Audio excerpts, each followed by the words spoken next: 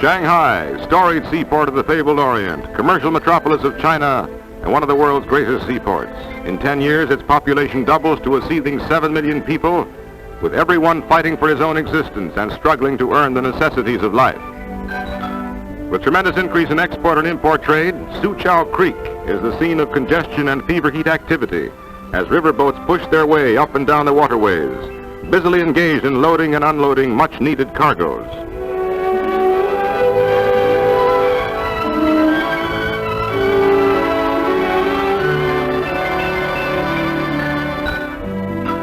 For the native boatman, it is much work and little rest, even when it comes to clearing the deck. Sharpened by 8 years of war, China's demand for goods from abroad grows in leaps and bounds as imports exceed $300 million a year. There is movement everywhere, no standing still, as official China struggles to come home amid chaos which sweeps over the nation's 4 million square miles and 450 million people. Countless barges laden with baled cotton crowd the Wangpu River, and the going is slow and toilsome. As quickly as boats are unloaded, just so fast are the essential materials rushed inland, for this is China's greatest manufacturing center. Cotton, hundreds of bales. Drums of gasoline by the thousands, tins of kerosene, cases of medical supplies, and 1,001 essentials are gobbled up in China's hungry maw.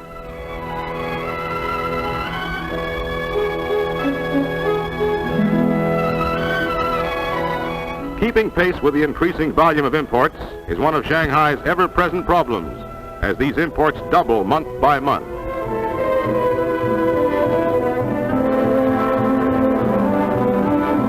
American gunboats ride at anchor in the shadow of Shanghai's waterfront. Here is the Occidental quality of Shanghai, with its skyscrapers, trolley cars, and semi-foreign atmosphere.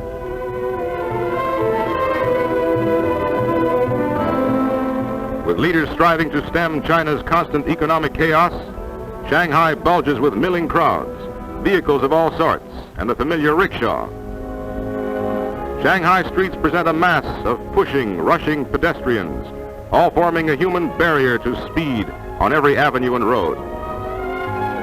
As the population continues to soar to unbelievable heights, so too bounces the cost of living to more than 5,000 times pre-war levels.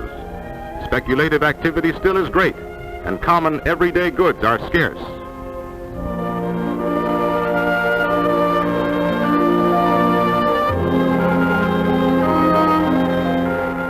Although manufacturing gradually gains momentum, the makers of crude wooden shoes still ply their trade, sure of a market from those fortunate enough to have the necessary purchase price. Fittings are a simple matter, and it is a lucky child who has parents with a wherewithal.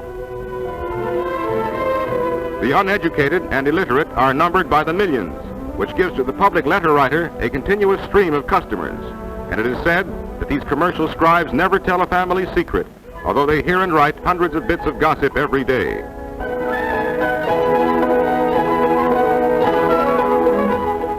Openly vending their smuggled or pilfered goods, the black marketeers are one of the big problems for Shanghai civic leaders.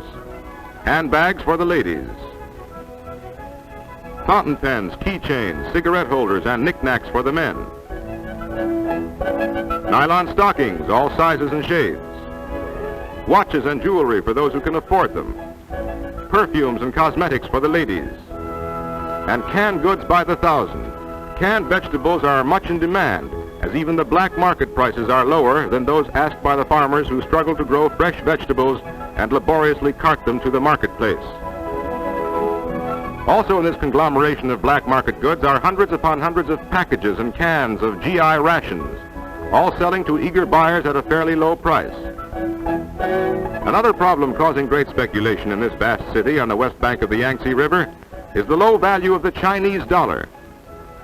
The wealthy speculate with gold articles and gold bars when the price of gold is right. Then when gold goes down, they buy it back.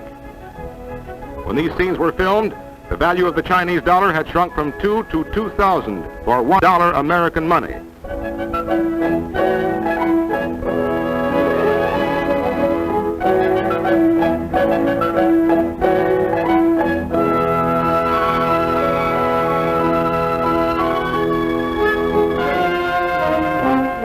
Far beyond the city, coolies still take the place of machinery as they work as human mules, doing the almost impossible job of pulling a barge against the stream in shallow water.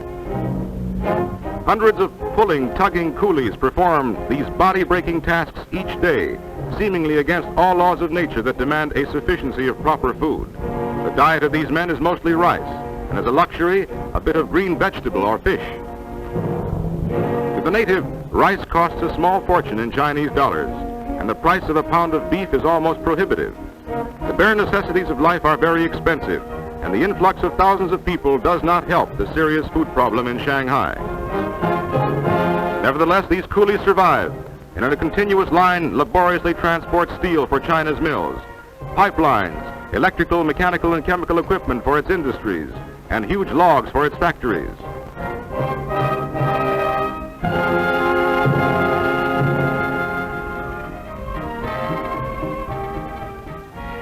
But amid this topsy-turvy hustle and bustle, the more prosperous natives find time and money to crowd into the theaters.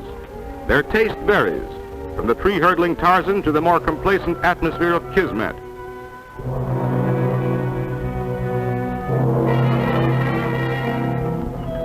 However, the Orthodox prefer the native Chinese theater, and there are several in Shanghai, where they have their own stars and favorite performers. New neon lights and red Chinese characters flash by night, but there is little real gaiety among the people. Restaurants and cafes are crowded, and dancing to modern band music is the favorite pastime of Shanghai's cafe society.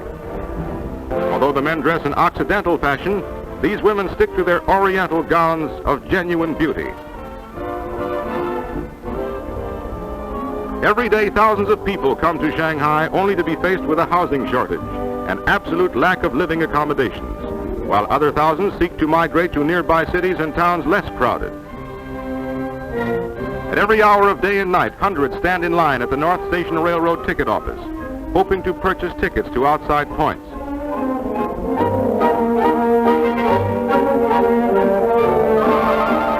They cook and eat their rice wherever they may be, for many wait 2 and 3 days before succeeding in buying a ticket. Some entire families stay at the station for days, and baby is fed while daddy waits in line. Outside the station, the situation is even worse, and incredible as it may seem, some sprawl out on the sidewalks and sleep as they wait. Many trains are not merely hours late, but days behind, and schedules are as much of a jumble as the city itself. Others too poor to have railroad fare start their migration on foot, carrying all their worldly belongings and dragging their weary bodies to somewhere, anywhere, where they can start life anew, away from the city of disarray and chaos. Shanghai, China's great metropolis, city of contrasts and confusion.